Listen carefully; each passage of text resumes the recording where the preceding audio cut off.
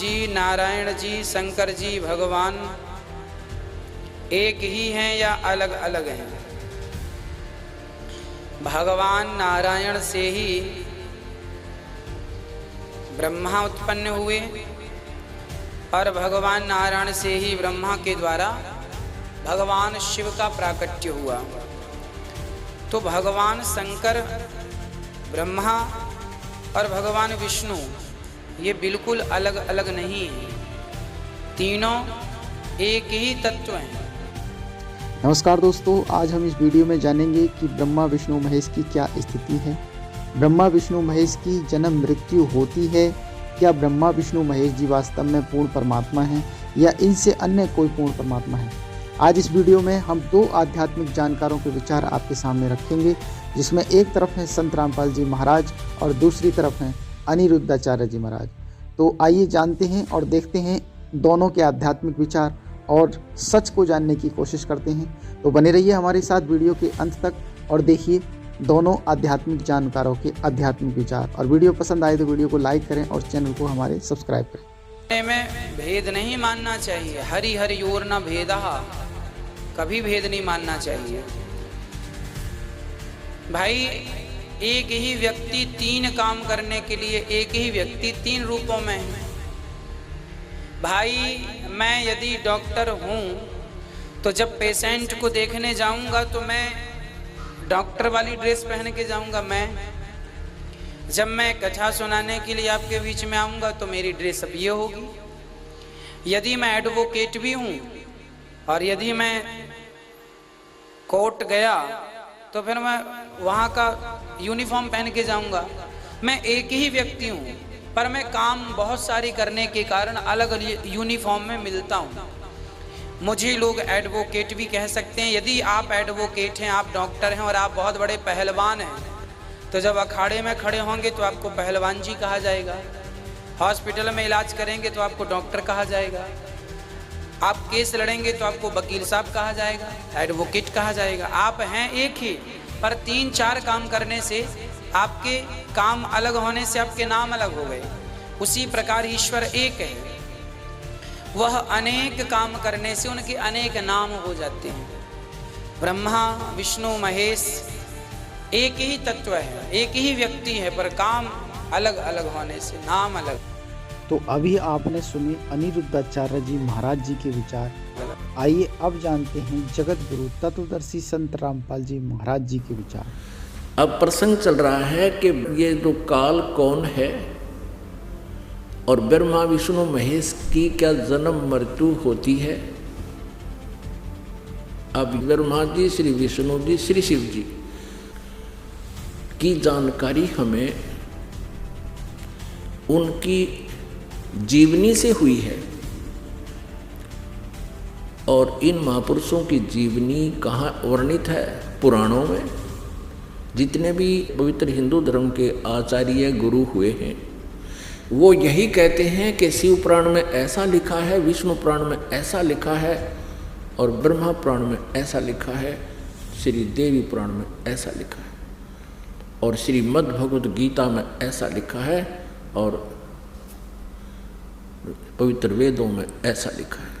तो उनके इस वक्तव्य को हमने सच्चा माना, क्योंकि ये संस्कृत जानते हैं, सभी सदग्रंथ संस्कृत में लिपिबद्ध है। तो भोले श्रद्धालुओं ने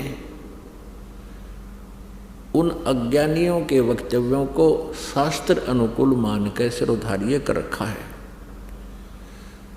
अब परमेश्वर पूर्ण ब्रह्म कबीर देव जी सारी सृष्टि के रचनहार ने स्वयं आकर के इस काल के जाल का भांडा फोड़ किया है। इसने जो जुल्म अत्याचार हमारे ऊपर कर रखे हैं उस परमेश्वर ने स्वयं आकर हमें बताया।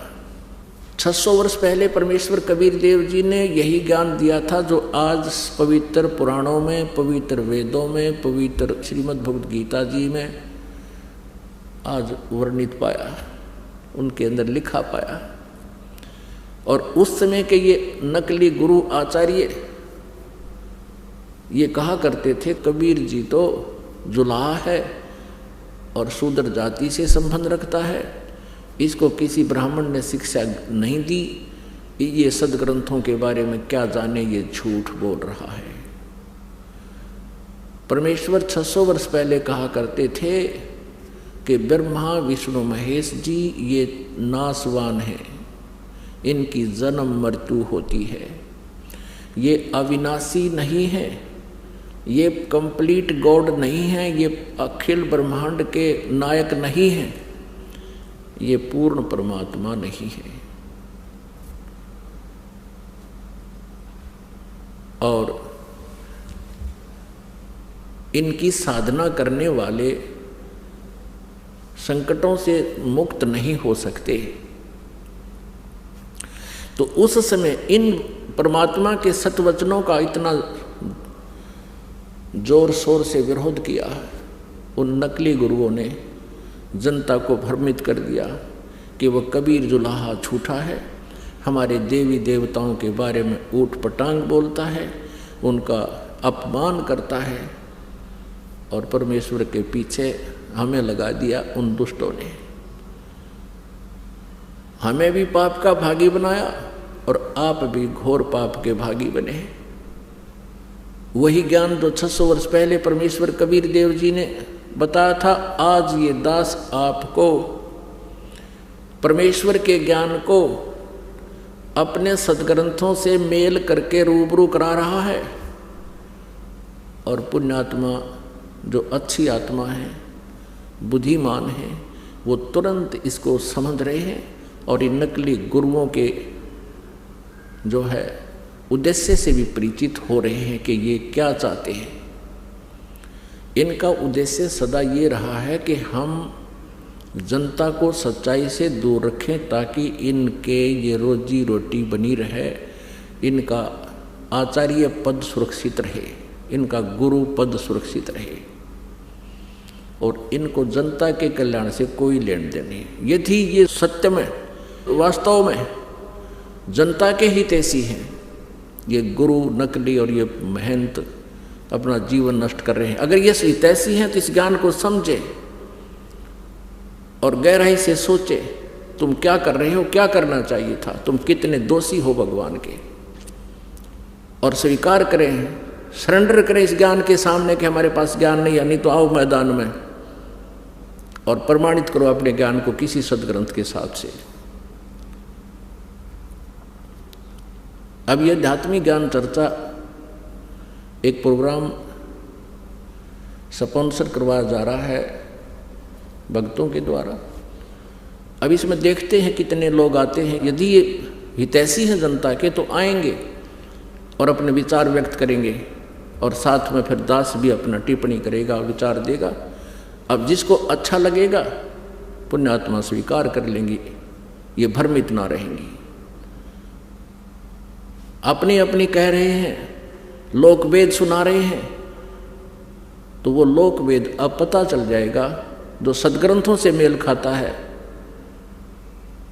वो ज्ञान तत्व ज्ञान है, और जो सदग्रंथों से शास्त्रों से बाहर है, आउट ऑफ सिलेबस उनके विचार हैं, तो वो तत्व ज्ञान नहीं, वो कोरा अज्ञान है।